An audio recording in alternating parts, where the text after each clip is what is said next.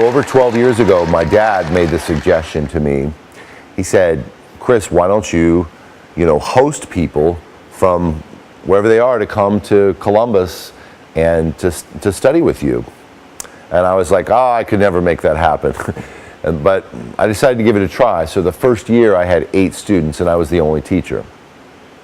And then I just kept building on it, and I had this vision that someday, I'm going to have the entire Central Ohio community be overrun with the sound of violins. And if I just keep trying every year, we'll just make this happen. And so over a long time, we've been building it up. And this year we have 100 string players from 6 countries, many of whom are adult professionals. For example, seasoned veterans of professional orchestras, full-time music teachers. But some of them have specialized in, being classical music performers, sort of a traditional, classical violin players, and they want to learn how to branch out.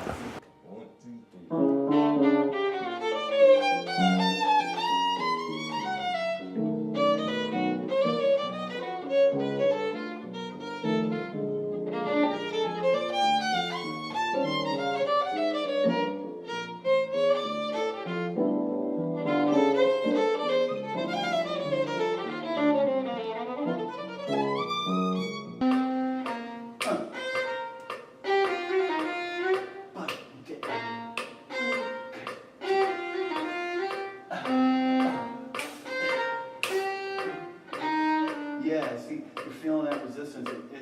It's really swinging. It feels great. And each moment, you can change and reinterpret. When you're doing it with a section, though, we all have to agree. And that's really the big challenge about being in a section and playing together, is everyone has to feel that same spot. So it's professional development, and for them, in the sense of, having participated in orchestras, string quartets, and playing solo chamber music, traditional classical music. But now they want to become more like contemporary musicians now, with the ability to improvise and play other styles of music, including jazz or blues or rock music, or play with a singer-songwriter. So that requires a different set of skills. I like to say creative skills. So it's an analogy I like to use is that a classically trained violin player is like a highly trained race car driver, but they don't know how to fix the car. Music is like the car. I want to encourage musicians to be more empowered by really understanding the music in a way that they can write their own music, or they can improvise music in a variety of styles. So that's what's different about this, because so many string players learn in the classical tradition. Now many electric guitarists and drummers, saxophone players, piano players, many musicians learn jazz music or other styles of music. But in the bowed strings world, typically we don't. So that's what's, I guess, different about this camp, is giving those types of skills that jazz musicians learn to classically trained string players. So play roots, just play roots for now, and see how it works. Because I was thinking,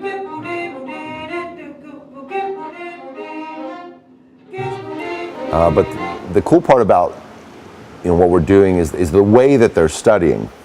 We're essentially throwing them into the fire. So they have quick rehearsals with master artist teachers, and then they have to go around in the community and perform. It acts as a festival for the community to enjoy, and at the same time, that's a learning experience, a real life learning experience for the participants.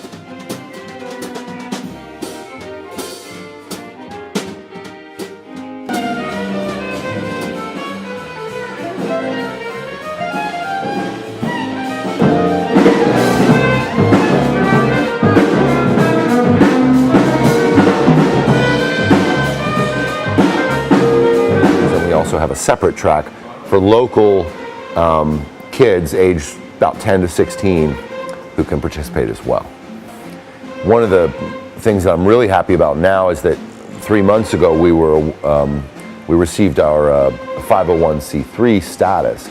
So now we're nonprofit, and we can partner with other community organizations whose function it is to do these kinds of things. You know, because we've been recognized now through our nonprofit status as a cultural and an educational entity. So I really see this as a positive step in our growth in years to come. It's a positive sign that we're going to be able to continue to do this more and better. This year I thought it would be really smart, instead of driving all over Central Ohio as much as we have in the past, I thought it would be nice to experiment with the idea of being more locally based and locally present. So now that we're 3 blocks from Delaware's downtown, we can actually walk and we can really make a big impact in this small community versus being in a bigger city like Columbus and, you know, making maybe a smaller impact in a way. And my dad lives a couple blocks from here. So, you know, 8 years ago, my dad had a life-altering traumatic brain injury. And one of the reasons I wanted to come here to Delaware is because he's so close here, and this camp I do feel is a part of his legacy.